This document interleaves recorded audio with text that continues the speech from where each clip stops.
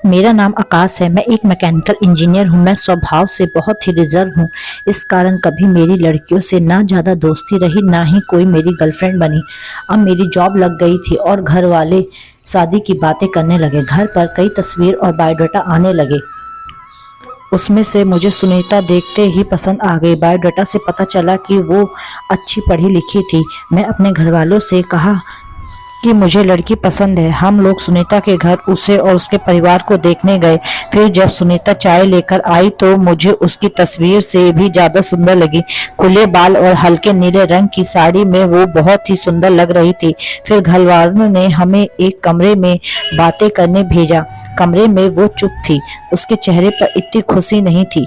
मेरा दिल धड़क रहा था।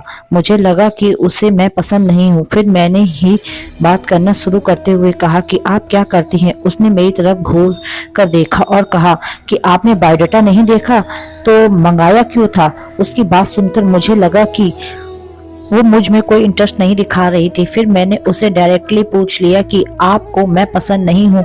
वो बोली मेरे पसंद की बात नहीं है, आप खुद मुझे पसंद कर देंगे, मुझे पता है। उसने कहा अभी मैं आपको ऐसा कुछ दिखाने वाली हूँ कि आप वो देखते ही शादी के लिए मना कर देंगे।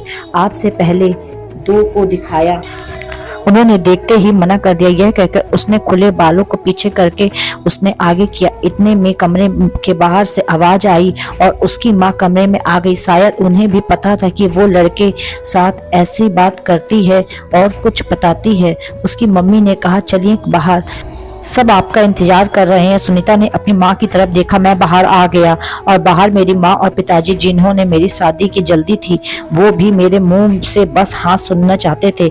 मेरे आते ही मेरी माँ मुझसे बाहर ले गई और पूछा क्या तुम्हें लड़की पसंद है। मैं मना नहीं कर पाया, लेकिन एक बात मुझे खटक रही थी, आखिर वो क्या बताने वाली थी। उसकी मम्मी जिस तरह से जल्दी से कमरे में आई और मुझे बाहर ले आई, लगा ऐसा जैसे कि वो हमारी बातें ही सुन रही थी। मैंने शादी के लिए हाँ कर दिया। उन्होंने हाँ का जवाब दे दिया, लेकिन अब मैं इस दुविधा में था कि क्या करूं। मैंने उससे बात करना चाहा। मैंने उससे नंबर नहीं मांगा था। मैंने अपनी मम्मी को कहा कि आप बात करें और उसका नंबर ले लें।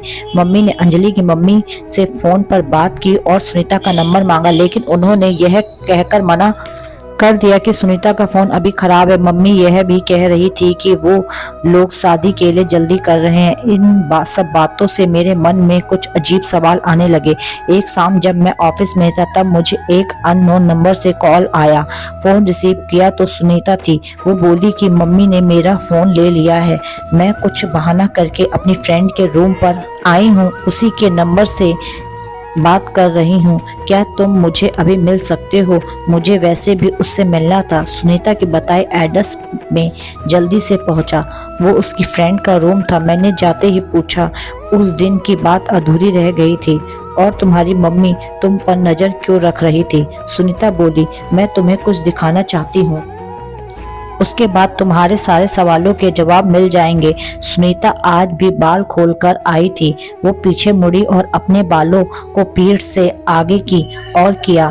तब मुझे पता चला कि वो क्या दिखाना चाहती थी। उसकी गर्दन पर एक टैटू था, राहुल नाम का। सुनीता बोली कि मैं एक लड़के से प्यार करती थी और हम दोनों शादी भी करना चाहते थे। मैंने उसके नाम का टैटू करवाया था और ये बात मैंने अपने घर वालों को बताई थी और वो तैयार हो गए थे। लेकिन राहुल ने मुझे चीट किया। वो मेरे अलावा किसी और को भी डेट कर रहा था और वो लड़की पैसे वाली थी, इसलिए उसने मुझे छोड़ दिया। तब से मुझे शादी और लड़कों से एक नफरत हो गई थी। उस लड़के को मैंने बहुत प्यार किया, लेकिन उसने मुझे धोखा दिया। तुमसे पहले भी 2 लड़कों को मैंने टैटू दिखाया और उन्होंने सच जानकर शादी के लिए मना कर दिया।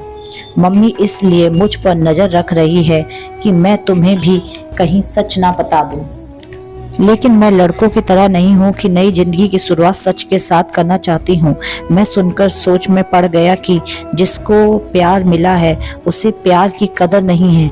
आखिर इतने प्यार करने वाली लड़की को कैसे कोई धोखा दे सकता है। मैंने कहा कि मुझे तुम्हारे पास से कोई मतलब नहीं है, लेकिन मैं चाहता हूँ कि मुझे भी तुम उतना ही प्यार करो जितना उस लड़के को करती थी। सुनीता को यह उम्मीद नहीं थी। उसे लगा था मैं भी उसे शादी के लिए मना कर दूंगा। मेरी बात सुनकर उसने इतने दिनों से दबाए आंसू बहाने लगे। मेरी शादी सुनीता से हो गई और मैं अपने आप को बहुत खुशकिस्मत मानता हूँ कि मुझे सुनीता जैसी सच्ची और प्यार करने वाली लाइफ पार्टनर मिली है।